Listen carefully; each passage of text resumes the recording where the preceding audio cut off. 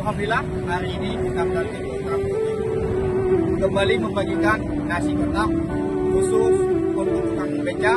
Ini merupakan amanah dari semoga Allah Subhanahu wa taala mengangkat derajat dan dipasankan rezeki para tukang. Amin ya rabbal alamin.